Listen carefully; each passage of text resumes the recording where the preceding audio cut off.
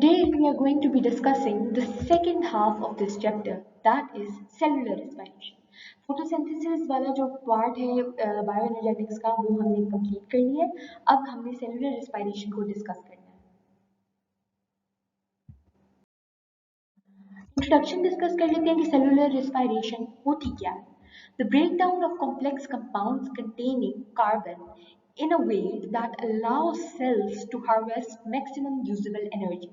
Complex compounds जिनके अंदर carbon होती है उनकी ब्रेकडाउन हो रही है ऐसे तरीके से हो रही है कि सेल्स जो है मैक्सिमम यूजेबल एनर्जी को यूटिलाइज कर सकते हैं, तो तब हमारे पास ये जो होता है उसको कहते हैं cellular respiration. Cellular respiration is an oxidative process. ये बात याद रखने वाली है कि ऑक्सीडेटिव प्रोसेस होता है। External respiration involves exchange of respiratory gases between organisms and its environment. Cellular respiration अलग है, एक्सटर्नल रेस्पिरेशन अलग है, इन दोनों को मिक्स नहीं करना। जो इनहेल ऑफ ऑक्सीजन है, एक्सहेल ऑफ कार्बन डाइऑक्साइड है, दैट इज एक्सटर्नल रेस्पिरेशन। ये ऑर्गेनिज्म के दरमियान और इन्वायरमेंट के दरमियान हो रही है। Most common fuel is glucose. सबसे कॉमन जो सेल का फ्यूल है ना, that is glucose. Going to discuss the types of cellular respiration. There are two types of cellular respiration. एक होती है aerobic respiration.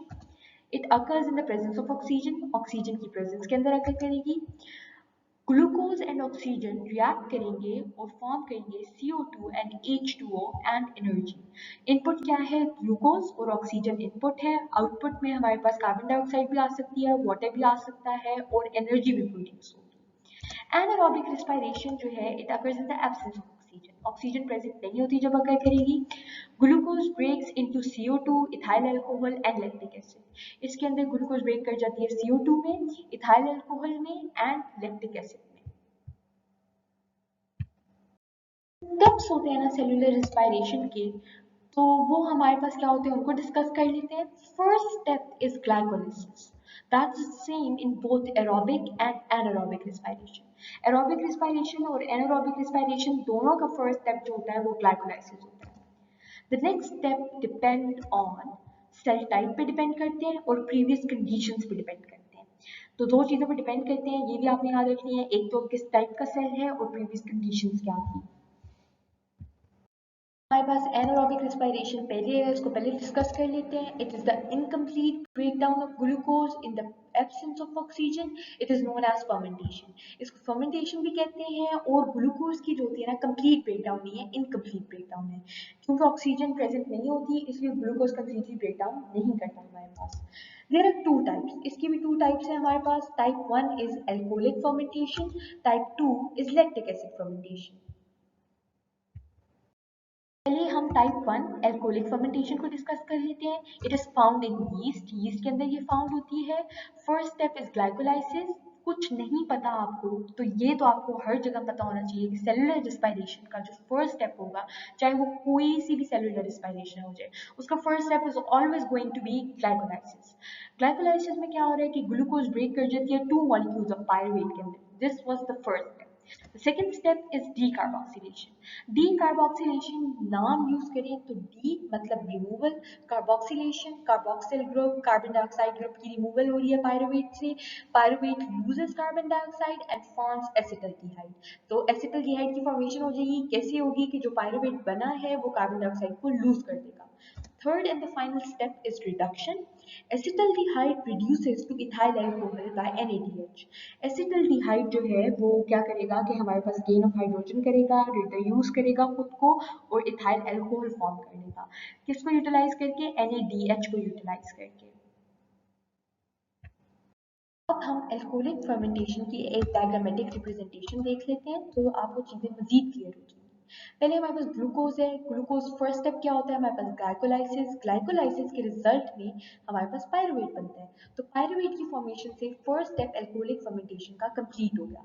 The second step is decarboxylation. Decarboxylation यहाँ पे आप देख रहे हैं, एरो शो करें कि कार्बन डाइऑक्साइड रिमूव हो रहा है। कार्बन डाइऑक्साइड की रिमूवल से हमारे पास एसिटल्डिहाइड फॉर्म हो रहा है। तो एसिटल्डिहाइड की फॉर्मेशन से हमारे पास सेकंड स्टेप भी कंप्लीट हो जाएगा। Third step is reduction. Reduction में क्या होगा कि NaDH अपने हाइड्रोजन जो है वो एसिटल्डिहाइड को दे देगा, एसिटल्डिहाइड रिड्यूस होके इथेनॉल बना लेगा हमारे पास, एंड इथेनॉल की फॉर्मेशन से हमारे पास थर्ड स्टेप या फाइनल स्टेप जो है, जो एल्कोहलिक फर्मेंटेशन का है, which is the formation of alcohol, वो भी कंप्लीट हो गया। Now we are going to discuss the type 2, which is the lactic acid fermentation. Lactic acid fermentation is found in anaerobic bacteria and mussels. Mussels के अंदर होती है, anaerobic bacteria type के अंदर होगी। First step is glycolysis. First step glycolysis होगा, glucose break कर जाएगा 2 molecules of pyruvate। Second step is reduction. That is pyruvate reduces to lactic acid by NaDH।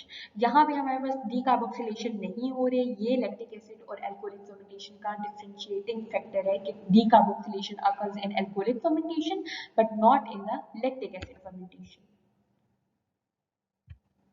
Lactic acid fermentation का एक flow chart सा देख लेते हैं तो आपको चीज़ें मजीद क्लियर हो जाएंगी। ये देखिए, ये ग्लूकोज है। ग्लूकोज में फर्स्ट स्टेप में हमारे पास ग्लाइकोलाइसिस होगा। ग्लाइकोलाइसिस से 2 मॉलिक्यूल्स बनने हैं पायरुवेट की।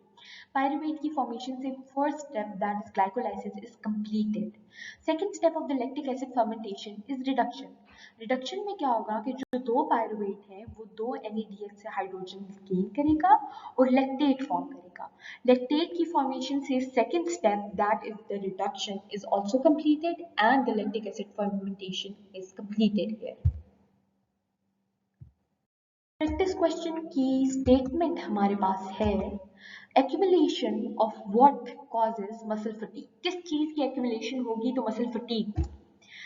A option is pyruvate, B option is lactic acid, C option is ethanol, and D option is acetic acid। Solution की बात करें प्रैक्टिस एमसीक्यू के तो correct answer is B, that is lactic acid.